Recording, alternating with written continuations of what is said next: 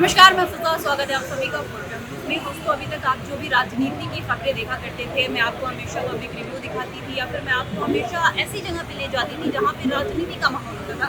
और एक बार फिर मैं ऐसी राजनीतिक माहौल में यहाँ पे मौजूद हूँ, लेकिन इस बार कुछ ऐसा दिखाने वाली हूँ जो शायद आपको भी थोड़ा अच्छा लगे, बुरा लगे, ये आपकी चॉइस है, आप हमें बता दीजिएगा।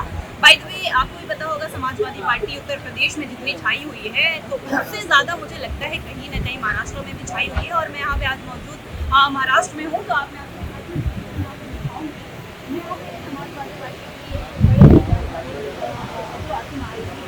प्रोग्राम में यहाँ पे मौजूद हूँ, जिससे अभी मैंने बाइट भी की है, मैं मुलाकात भी की हूँ, जिसके बाद उन्होंने बहुत सी ऐसी बातें बताई जो शायद आप लोग को भी हैरान कर देगी। और हमारे 56 इंच की सीना वाले नरेंद्र मोदी के बारे में भी बातचीत हुई है यहाँ पे। आइए मैं आपको दिखाती हूँ, स्टेज पे वो इस वक्त बैठे हैं, कुछ वार्तालाप भी हो चुकी है हमारी, वो भी हम आपको सुनाएंगे। लेकिन जिस तरीके से अभी देश में बहुत सी अफरा-तफरी चल रही है, नमाज को लेकर भी काफ़ी इलाहाबाद हाई कोर्ट ने कुछ ऐसे बयान दिए हैं या फिर ऐसी चीज़ें आती रहती है आप लोगों के बीच में, उसका भी बयान हम आपको सुना चुके हैं। अभी आपको याद होगा कि हसन तेलवई ने हाल ही में नमाज को लेकर बहुत बड़ा बयान दिया। उन्होंने कहा कि जिस तरीके से लोग कहीं भी नमाज पढ़ लेते हैं, सड़कों पर नमाज पढ़ लेते हैं, उसको उन्होंने गलत बताया और इलाहाबाद हाई कोर्ट के फैसले को सीने से खारिज कर दिया है। जिसके बाद मैंने जब वासिम आजमी से बात की तो उन्होंने ऐसी चीज़ें कही जो बड़ी ही हैरत अंगेज है। आपको भी सुनाएंगे कि उन्होंने क्या कहा है। तब तक मैं आपको दिखाती हूँ कि यहाँ पे जो प्रोग्राम हो रहा है काफी बड़ा प्रोग्राम है, और मैं उम्मीद करती कि अगर यहाँ पे अखिलेश यादव मौजूद होते तो शायद हम सबको और अच्छा लगता। लेकिन जिस तरीके से अबू आसिम आजमी ने इतना बड़ा एक क्रिएशन शुरू किया, इतना बड़ा प्रोग्राम उन्होंने करवाया और एज अ चीफ गेस्ट इतनी बड़ी जिम्मेदारी उन्होंने अपने सीने ली है, मैं आपको सब दिखा रही हूँ। आप हमारे स्टेज की तरफ थोड़ा कैमरा देखिए।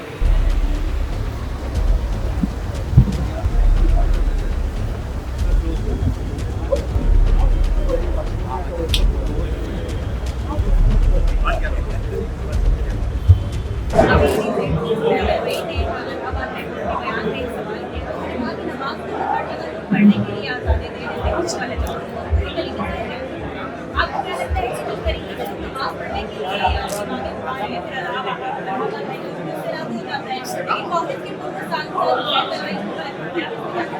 वो ऐसा इंसान है जो कभी नमाज नहीं पढ़ता। उसके भाई जो थे उन्होंने कहा था मुझे कब्रिस्तान में मत जाना, मुझे जला देना, वो मुसलमान ही नहीं हो और उनकी बीवी आज भी नॉन मुस्लिम है। तो ऐसे लोगों का एग्जाम्पल मुसलमानों को देने की जरूरत नहीं है। और ऐसा है कि नमाज में कोई ढोल तमाशा नहीं बजता, कोई शोर शराबा नहीं होता, नमाज का वक्त फिक्स होता है। अगर 1:30 बजे नमाज का टाइम है तो मैं 3 बजे नहीं पढ़ूंगा, 1:30 बजे पढ़ना मुझे। और आज तक हम हिंदू भाइयों घरों में जाते हैं, बड़े बड़े हिंदू महाराजा वो लोग अपने घरों में नमाज पढ़ते हैं। ये जब से बीजेपी आई है ना, ये जबरदस्ती इसको वाबला बना करके हिंदू मुस्लिम को बांटना चाहती है। ये देश के बिल्कुल गलत है और उन्हें लड़वाई के स्टेटमेंट को मैं पूरा खारिज करता हूँ। मुझे मैं कहना चाहता हूँ तुमको मुसलमानों के बारे में कोई स्टेटमेंट देने की जरूरत नहीं। बांग्लादेश में हत्या कर दी गई थी, जिसके बाद देश में काफी बीजेपी वाले बड़े चिल्ला रहे थे कि दूसरे देशों में हिंदू मार दे रहे हैं, मारा गया, इनसे बात नहीं किया। लेकिन अभी तक भारतीय जनता पार्टी की एक भी नेता ने इसमें कोई बयान नहीं दिया। तो लगता है कि भारतीय जनता पार्टी लगता नहीं है, उसका धंधा यही है, सुबह से शाम तक ढूंढो मुसलमानों को बर्बाद करो, ये काम उनका है। अगर बांग्लादेश में एक हिंदू को मारा गया तो हमें दुख इस बात का है, लेकिन फलस्तीन में लाखों मुसलमानों को मारा गया। अगर हम सड़क पर उतर करके उस फलस्तीन में जिससे हमारा मजहब जुड़ा हुआ है, जो कुरान शरीफ में लिखा हुआ कि तुम जाओ फलस्तीन की मस्जिद नमाज पढ़ो, वहाँ से जुड़ो, हमारे कितने पैगम्बर वहाँ से जुड़े हुए हैं। अगर हम उसके बारे में आवाज़ उठाते हैं तो यहाँ कोर्ट भी कहता है आपको यहाँ करने की जरूरत क्या है। बांग्लादेश में मारा गया तो यहाँ करने की जरूरत है, लेकिन फलस्तीन में लाखों मारे गए तो नहीं बोल सकते। यहाँ रोज मुसलमानों को मार रहे हैं। अभी आपने एक कोरोना का जिक्र किया, ऐसे हजारों लोगों को उठा के मार दिया गया और कोई बोलने को तैयार नहीं, क्योंकि जो सत्ता में बैठे वही तो करवा रहे हैं।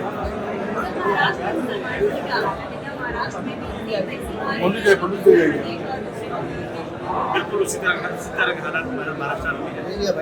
थोड़ा सा महाराष्ट्र का थोड़ा तो ज़्यादा खराब नहीं है, लेकिन खराब होते हैं।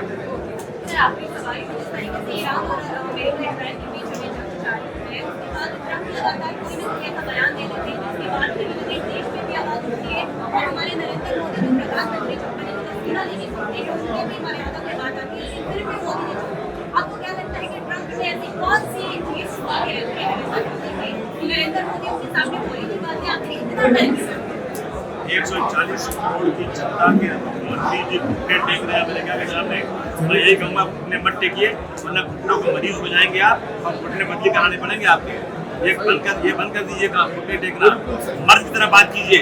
अमेरिका के इसलिए डॉक्टर राम मनोहर साहब ने कहा था कि भारतवर्ष, पाकिस्तान, बांग्लादेश, नेपाल, श्रीलंका और इन सब मुल्कों का एक महासंघ बनाओ ताकि अमेरिका की दादागिरी खत्म हो जाए। अगर वो बन गया था ना तो अमेरिका की हिम्मत नहीं बोलने क्या।